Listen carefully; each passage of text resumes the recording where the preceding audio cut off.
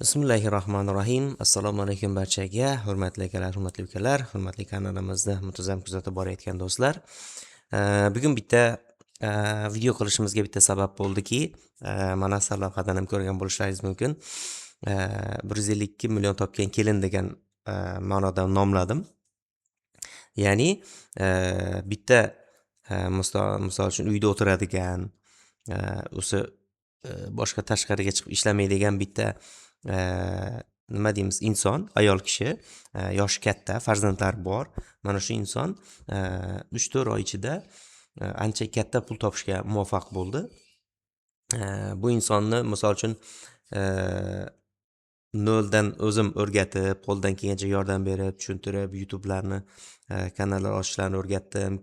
Umumiy YouTube bo'yicha noldan hamma narsani o'rgandi. YouTube ilmini oldi va olib bo'lishi bilan taxminan misol uchun 1 oydan oshiq muddat, qisqa muddat ichida ancha katta pul topishga muvaffaq bo'ldi. Ya'ni bu inson shunaqaki, misol uchun o'zini YouTube'da mana shunaqa qilinadigan bir nechta yaxshi yo'nalishlar bor edi. Men o'shalarni aytdim.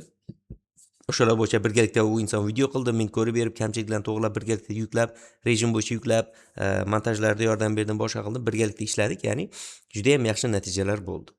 Ya'ni mana shu YouTube'ni o'ziga ham ketadigan xarajatlari bor, baribir. Buniki xarajatliroq yo'nalish edi. O'sha uyda olib bir narsalarni yasab, aniq qiladigan yo'nalish. Endi buni hozir ochiqlab aniq o'tirishga to'g'risi vaqtimiz ko'p ketadi.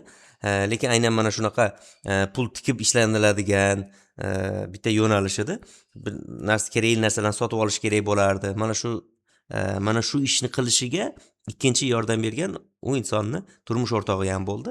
Ishonib, o'sha turmush o'rtog'iga haqiqatan chiroqlar olib berib, kamerasi yaxshi telefonlar olib berib, o'sha xarajatlariga chidab turdi va mana Xudoga shukr, o'sha qilgan xarajatini bir necha barobar qoplab, yana bundan bu yog'iga ham endi doimiy daromad keltirib turish imkoniyati paydo bo'ldi.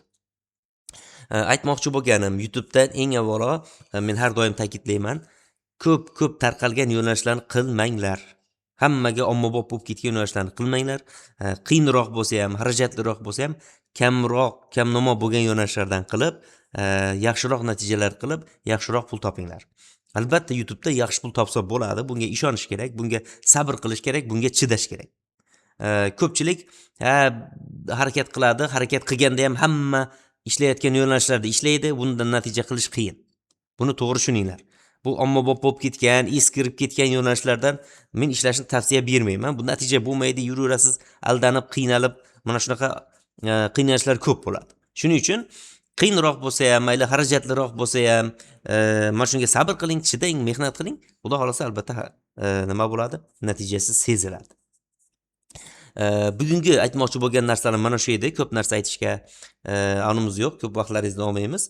Xudo xolasa hammaga mana shunaqa yaxshi daromadlardan topish. Hozir bo'lib ham YouTube sezon juda ham yaxshi daromadlar topsa bo'ladi. Hammaga shunaqa yaxshi daromadlar topish nasib qilsin. Sabr qilgan, mehnat qilgan inson albatta hech qachon kam bo'lmaydi. Barchaga rahmat, e'tiborlaringiz uchun. Rahmat. Hammaga sog'lik va salomatlik tilaymiz.